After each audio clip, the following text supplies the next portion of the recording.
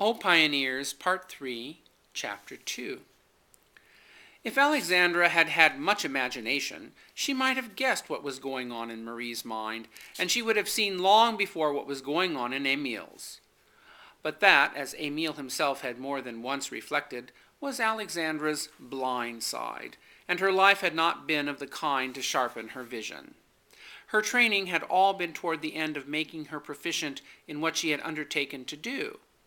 Her personal life, like her own realization of herself, was almost a subconscious existence, like an underground river that came to the surface only here and there, at intervals months apart, and then sank again to flow on under her own fields.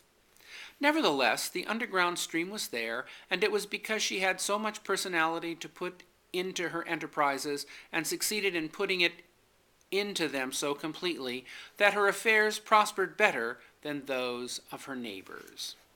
There were certain days in her life, outwardly uneventful, which Alexandra remembered as peculiarly happy.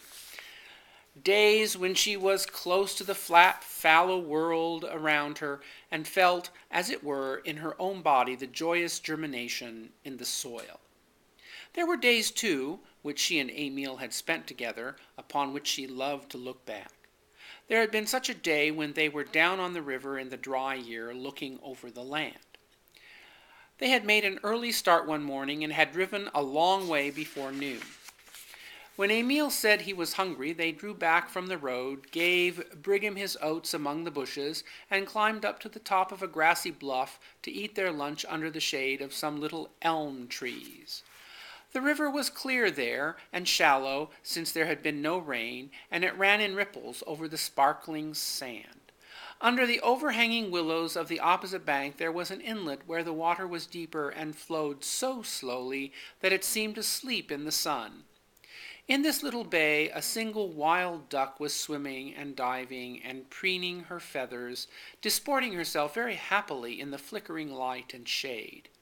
They sat for a long time watching the solitary bird take its pleasure.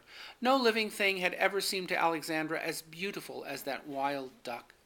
Emile must have felt about it as she did, for afterward, when they were at home, he used sometimes to say, "Sister, you know our duck down there?" Alexandra remembered that day as one of the happiest in her life. Years afterward, she thought of the duck as still there, swimming and diving all by herself in the sunlight, a kind of enchanted bird that did not know age or change.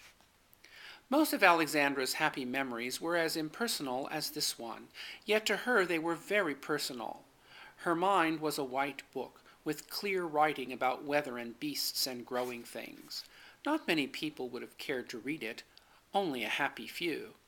She had never been in love, she had never indulged in sentimental reveries. Even as a girl she had looked upon men as work-fellows.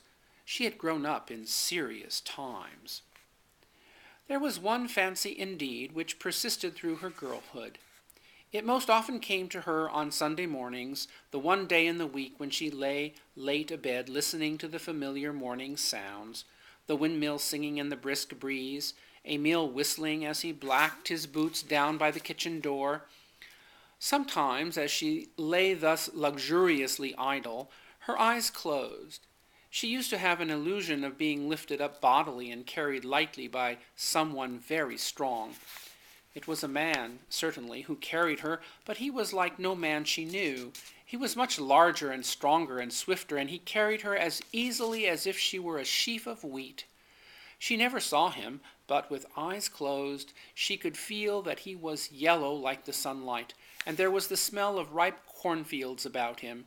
She could feel him approach, bend over her and lift her, and then she could feel herself being carried swiftly off across the fields. After such a reverie she would rise hastily, angry with herself, and go down to the bath-house that was partitioned off the kitchen shed. There she would stand in a tin tub and prosecute her bath with vigor, finishing it by pouring buckets of cold well water over her gleaming white body, which no man on the Divide could have carried very far. As she grew older, this fancy more often came to her when she was tired than when she was fresh and strong. Sometimes, after she had been in the open all day, overseeing the branding of the cattle or the loading of the pigs, she would come in chilled, take a concoction of spices and warm homemade wine, and go to bed with her body actually aching with fatigue.